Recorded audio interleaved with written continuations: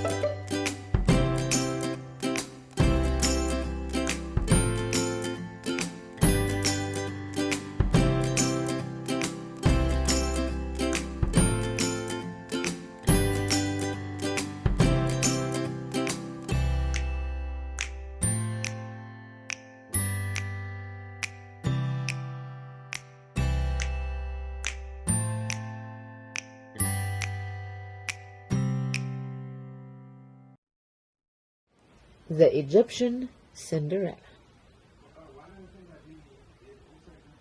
Long ago, in the land of Egypt, where the green Nile River widens to meet the blue sea, there lived a maiden called Rhodopis. When she was still a small child, Rhodopis had been stolen by pirates. She was snatched from her home in Greece, taken across the sea to Egypt, and there sold as a slave. Like the Egyptian servant girls, Rhodopis went to the water's edge each day to wash clothes or to gather the reeds that grew along the riverbank. But Rhodopis looked different from the Egyptian girls. Their eyes were brown and hers were green. Their hair hung straight to their shoulders, while the breeze blew hers into tangles. Their skin glowed like copper, but her pale skin burned red beneath the sun. That was how she got her name, for Rhodopis meant rosy-cheeked in Greek. Rosy Rhodopis, scoffed the servant girls, hissing her name between their teeth.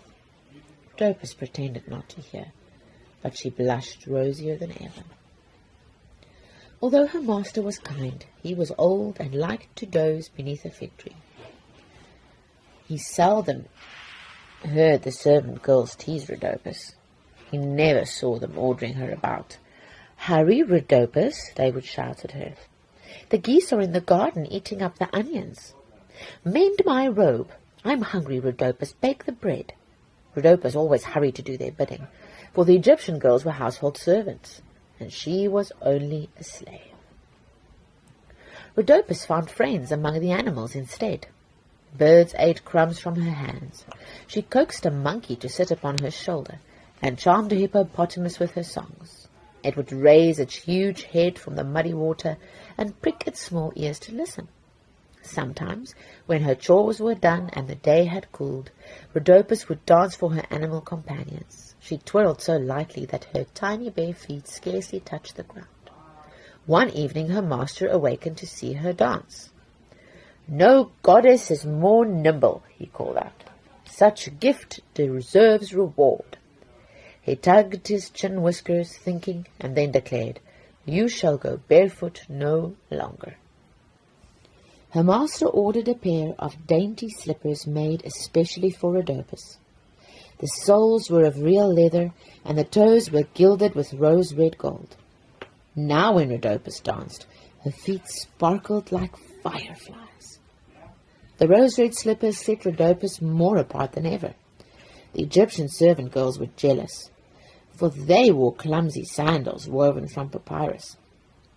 Out of spite, they found new tasks for her to do, keeping Rhodopis so busy that she was too tired to dance at night. One evening, Keeper, who was chief among the servant girls, announced, "Tomorrow we sail for Memphis to see the Pharaoh. His Majesty is going to hold court for all his subjects." "There will be music and dancing," said another servant girl, eyeing the rose-red slippers. "There will be feasting," added a third. "Poor Rhodopis, you must stay behind," Keeper jeered. "You have linen to wash and grain to grind and the garden to weed." The next morning, just as Ra the sun was climbing into the sky, Rhodopis followed the servant girls to the riverbank. Keeper wore a necklace of blue beads. Bracelets jingled on the wrists of the second. The third had tied a many-coloured sash around her waist. Although Rhodopis wore a plain tunic, on her feet were the rose-red slippers. "Perhaps they will let me come along to see the Pharaoh after all," she thought. But the three servant girls poled their raft around the bend in the river, without giving Rhodopis a backward glance. Rhodopis sighed and turned to the basket piled high with dirty clothes. "Wash the linen, weed the garden, grind the grain." She slapped the wooden paddle against the cloth in time to her song. The hippopotamus, tired of so dull a tune, pushed out of the reeds and splashed into the river. "Shame!" cried Rhodopis, shaking her paddle. "You splattered mud on my beautiful slippers." She polished the shoes on the hem of her tunic until the rosy gold glittered in the sun. Then she carefully put them on the bank behind her. "Wash the linen, weed the garden," Rhodopis began again, when suddenly a shadow fell on the water. Rhodopis jumped up. A great falcon, the symbol of the god Horus, circled in the sky with wings spread so wide that they blotted out the sun. "Greetings to you, proud Horus," Rhodopis murmured. She bowed her head and felt a rush of air on the back of her neck.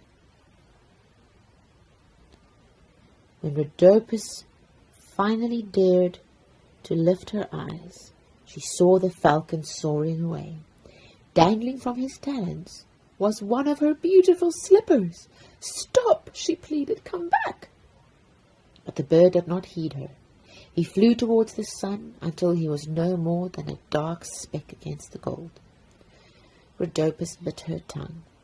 One shoe was worse than none at all. Now she'd have to dance like a stork, hopping about on one foot, and even the monkey would laugh. Rhodopis tucked the slipper into her tunic and returned to her laundry, salting the river with her tears. After Rhodopis had lost sight of the falcon, the mighty bird followed the course of the Nile to the city of Memphis, to the square where the Pharaoh was holding court. There the falcon watched and waited. The Pharaoh's name was Amasis. On his head he wore the red and white crown of the two Egypts. The double crown was heavy and pinched his ears. He preferred driving his chariot fast as the wind to sitting on the throne. Amasis yawned. And at that very moment the falcon dropped the rose-red slipper into his lap. The slipper was so bright that Amasis thought it was a scrap of the sun. Then he saw the falcon wheeling overhead. "The god Horus sends me a sign," exclaimed the Pharaoh. He picked up the rose-red slipper. "Every maiden in Egypt must try this shoe, and she whose foot it fits shall be my queen. That is the will of the gods." Amasis dismissed the court, called for his chariot, and began his search at once. When the Egyptian servant girls arrived in Memphis, they found the throne empty and the streets deserted. They were so angry on their return that even seeing Rhodopis without her rose-red slipper did not please them. "Slaves are better off barefoot," snapped Keeper. The Pharaoh journeyed to distant cities. He tracked the desert where pyramids tower over the sand, and he climbed the steep cliffs where falcons nest. The rose-red slipper was always in his hand. Wherever he went, women and girls, rich or poor, flocked to try on the slipper. But none could fit into so small a shoe. The longer Amasis searched, the more determined he became to marry the maiden who had lost the tiny slipper. He summoned his royal barge and vowed to visit every landing along the Nile. The barge was hung with sails of silk. Trumpets blared, and oarsmen rowed to the beat of gongs. The din was so dreadful that when the barge rounded the bend in the river, Rhodopis fled in alarm, but the servant girls ran to the water's edge. "Now we will see the Pharaoh," cried Keeper. Amasis held up the rose-red slipper. "Whoever can wear the shoe shall be my queen." The servant girls knew that shoe, and knew its owner too, yet they clapped their hands over their mouths and said nothing. If one of them could wear it. First Keeper, then the others tried to put on the slipper. Each cramped her foot and curled her toes and squeezed until tears ran down her cheeks. Still her heel hung over. "Enough," said Amasis wearily. He would have set sail again, had he not chanced to see Rhodopis through the reeds. "Come," he commanded. "You must try this road-red slipper." The servant girls gawked open-mouthed as the Pharaoh kneeled before Rhodopis. He slipped the tiny shoe on her foot with ease, and then Rhodopis pulled its mate from the folds of her tunic. "Behold," cried Amasis, "in all this land there is none so fit to be queen." "But Rhodopis is a slave," protested one of the servant girls. Keeper sniffed. "She's not even Egyptian." "She is the most Egyptian of all," the Pharaoh declared, "for her eyes are as green as the Nile, her hair as feathery as papyrus, and her skin the pink of a lotus flower." The Pharaoh led Rhodopis to the royal barge, and with every step her rose-red slippers twinkled and sparkled in the sun. That's the end of our story for today, and we hope you enjoyed that. If there's anything else that you'd like to know about ancient Egypt, ask your mom or your dad to look it up for you on the internet. We'll see you next time. The author wrote a note for us about this book.